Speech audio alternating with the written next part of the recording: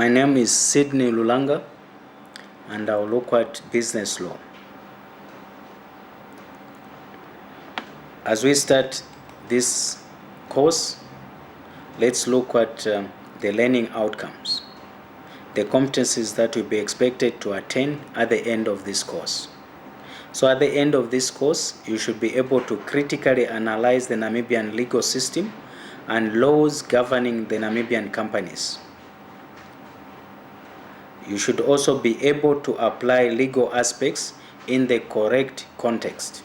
So you should have some basic understandings of law and the legal system that exists in Namibia, and be able to apply that in the business environment.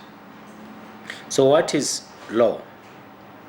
So before we look at business law, we look at law in general, and we try to define what law is.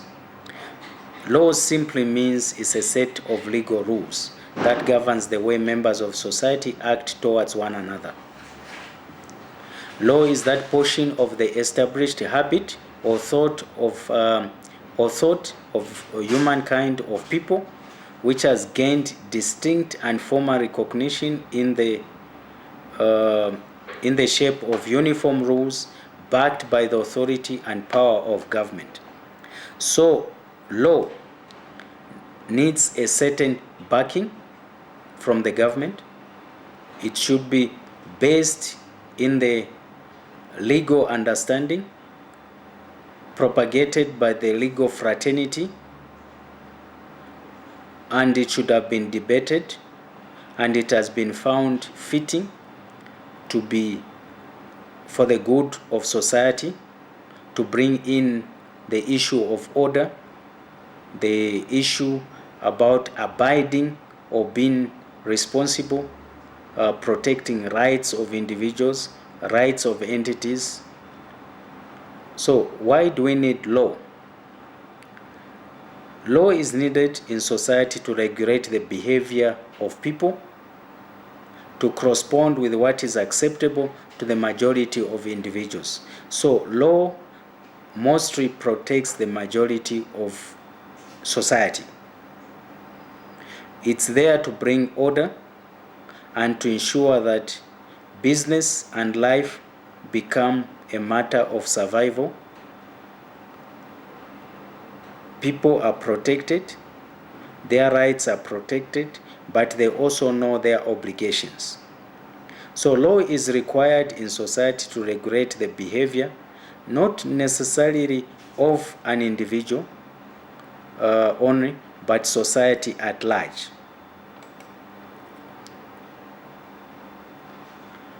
So law is a potential tool for social change.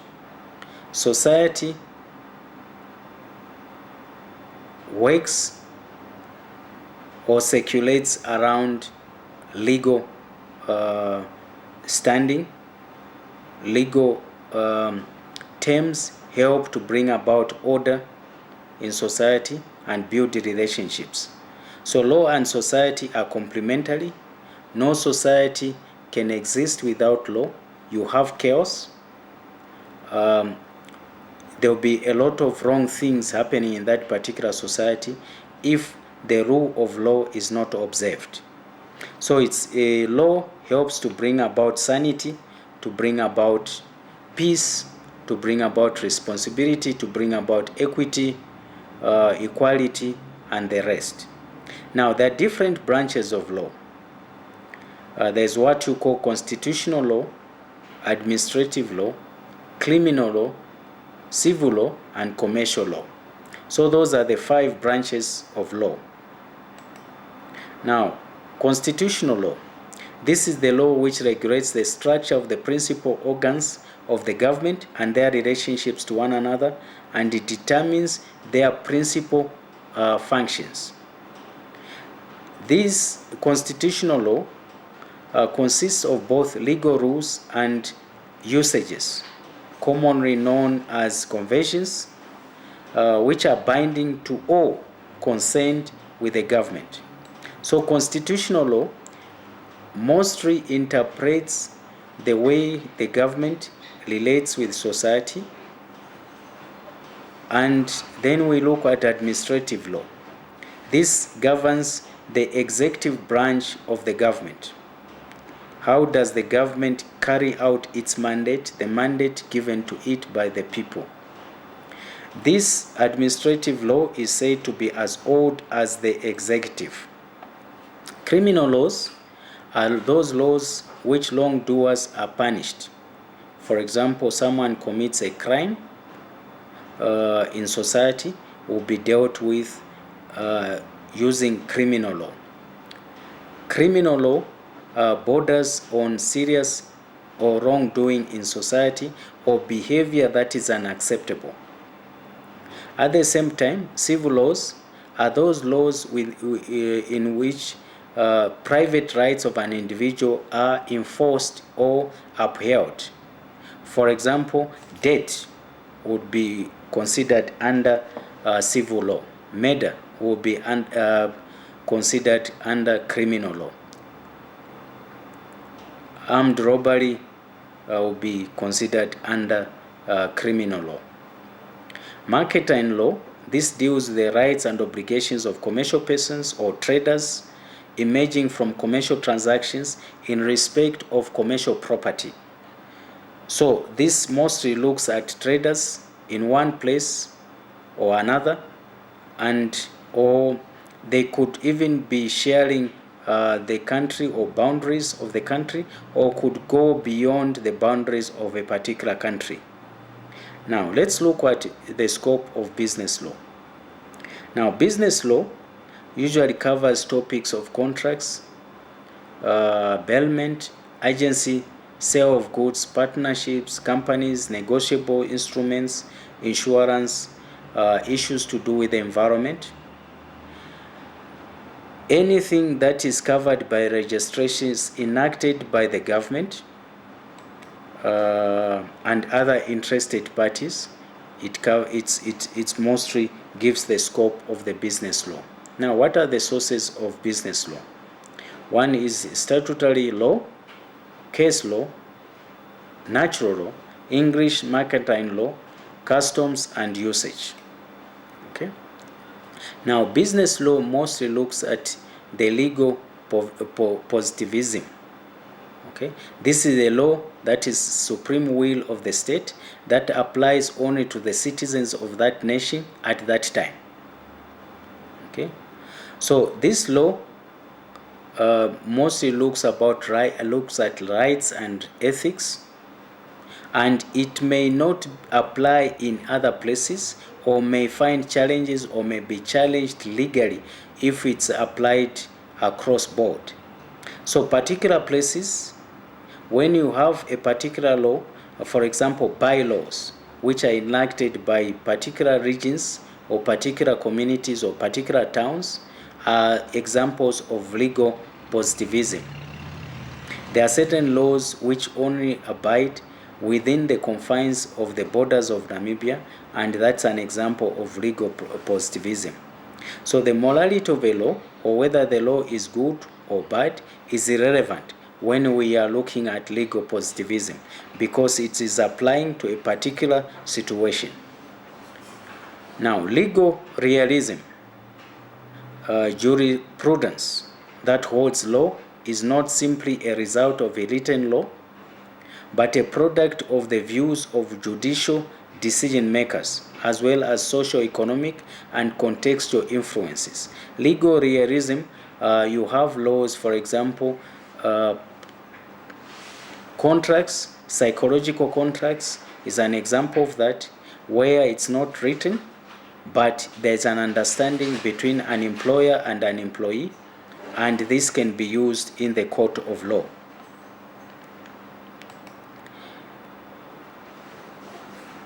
To stand on undecided cases, stare decisis, it comes from Latin. To stand on undecided cases, this makes the law stable and predictable, that once a decision is made in a particular case, any other case that is of similar situation, found in the similar situation, or the case looks or is similar to the previous case, the same or similar decision is made in that particular case. It brings about order, it brings about uniformity, and it brings about equity. Now, this judge-made law is based on precedent. Precedents are judicial decisions that give rise to legal principles that can be applied in future cases based upon similar facts. Now, these forms of positive law, such as statutes, constitutions, regulations, are referred to as binding authority and must be followed. So, law is not something like picking in a shop where you pick this and what you like, and what you don't like you throw away. You apply, law is applied blindly. And the cases of first impression is where there is no precedence. The court may refer to positive law, public policy, or widely held social values in order to craft the best new precedents. So if something has never happened and there was some misunderstanding or a different decision was made at a particular time, or the case does not have any precedence, we may apply that.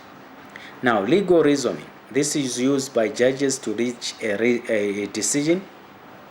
Most courts and attorneys frame decisions and briefings using this legal reasoning format. We may look at an issue, we may look at a certain rule or application, we analyze, and then we conclude. That's how legal reasoning comes about. Now, business persons and the law.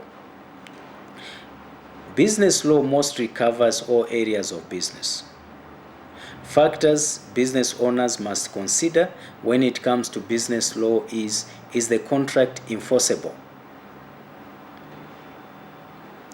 What if I trade with a particular trader and he hides certain information from me? Can I still continue with the deal? And if I've made some payment, can I get my money back?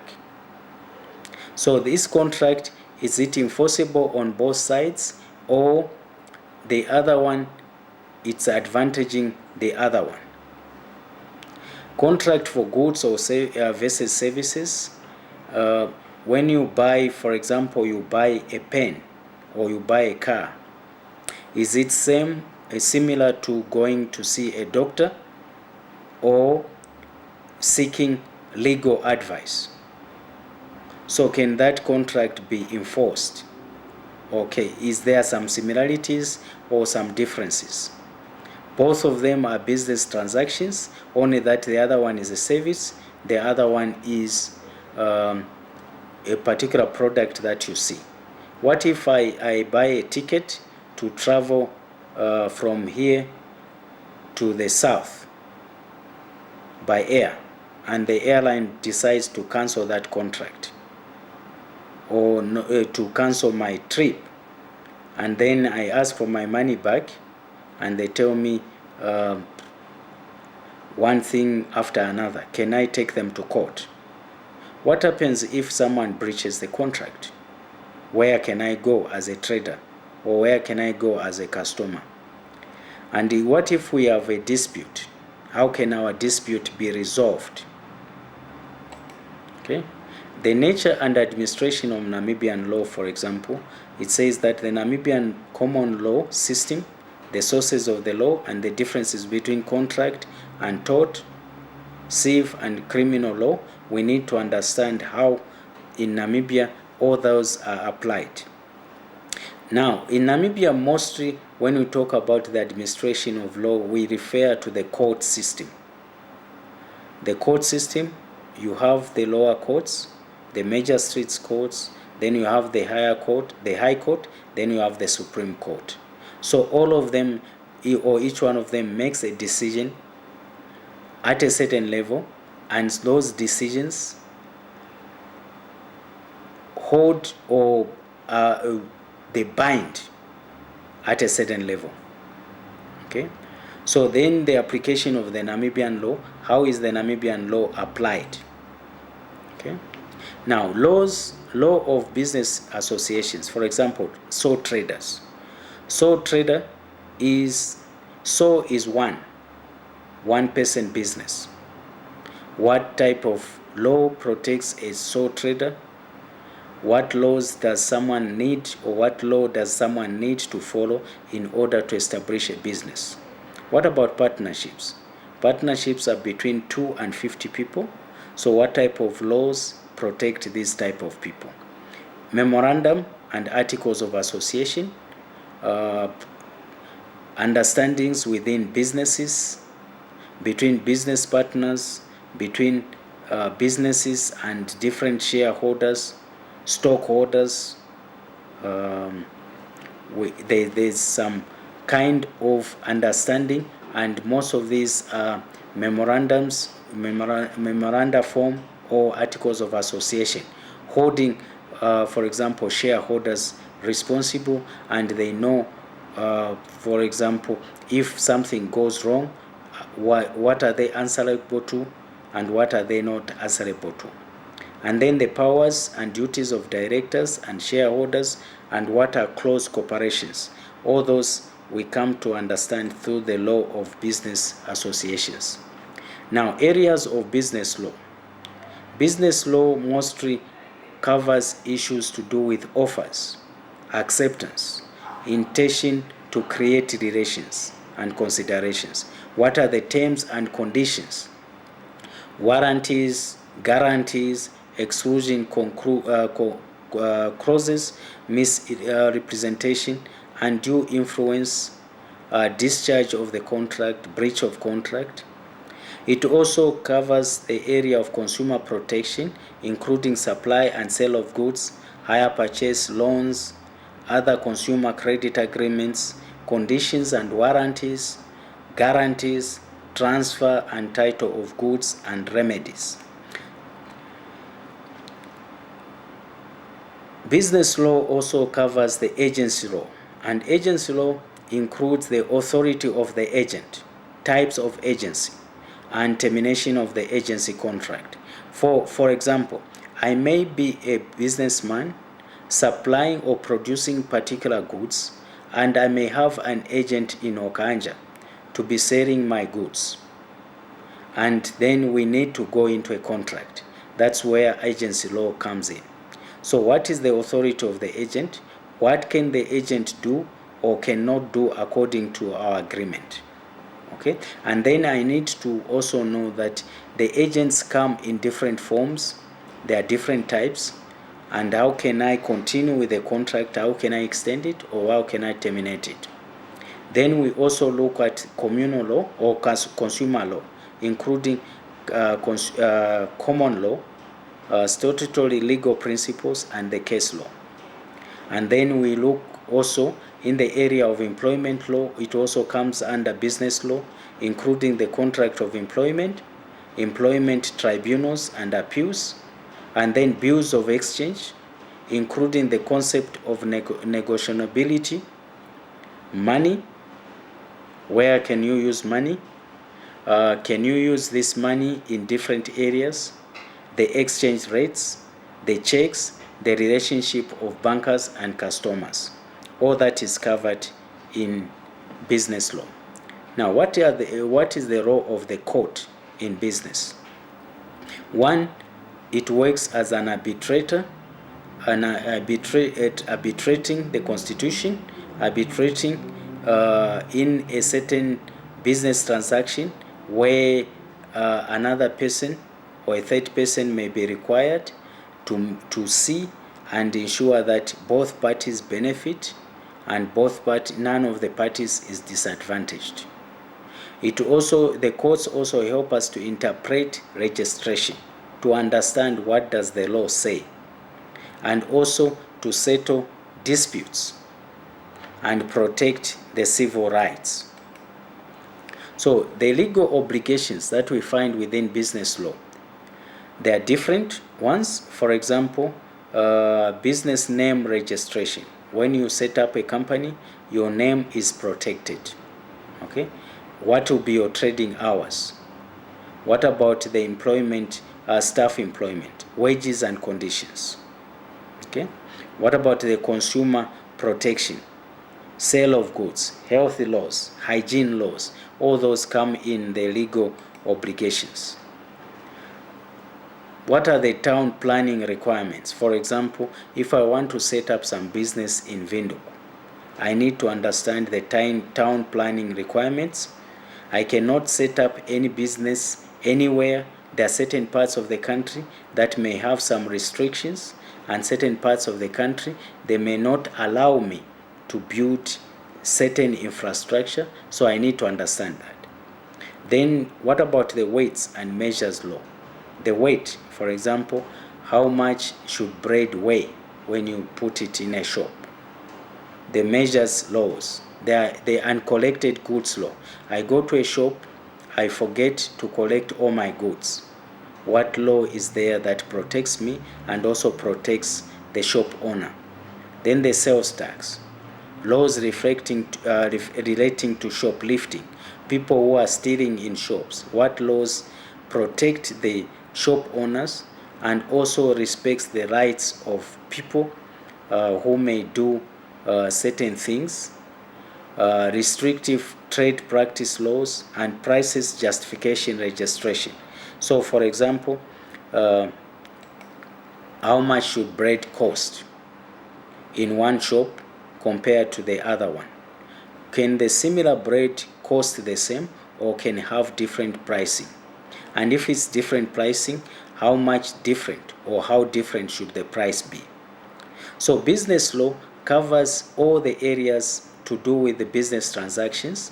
It looks at the customers, it looks at the traders, it looks at the businesses, and it looks at the individuals running these businesses. So it's very important for us as we conclude this lesson to understand that in business it's important to be clear that all legalities concerning business is enshrined in business law, and business law has different sources, and government makes laws, and different countries have different structures as well as laws varying from state to state, city to city.